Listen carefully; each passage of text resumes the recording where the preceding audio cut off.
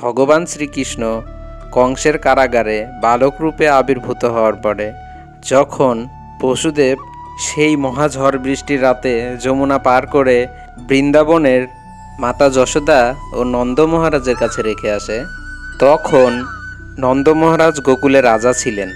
মাতা যশোদা ও নন্দ মহারাজ বালক গোপালের প্রতি অগাধ প্রেম ও যত্ন প্রদর্শন করতেন। একদিন মা যশোদা কৃষ্ণকে দুধ খাওয়ানোর সময় তার গোলাপি মুখের দিকে তাকিয়ে আনন্দে ভরে ওঠেন।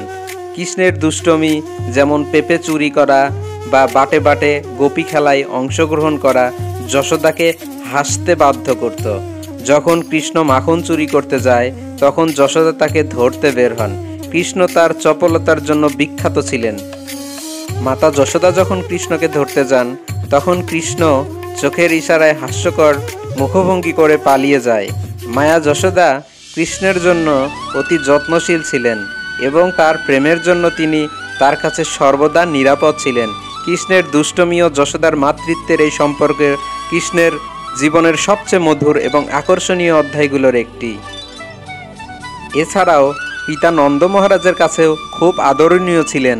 এদিকে সমস্ত বৃন্দাবন ও গোকুলবাসীর কাছে কৃষ্ণ হয়ে ওঠে তাদের নয়নের মণি।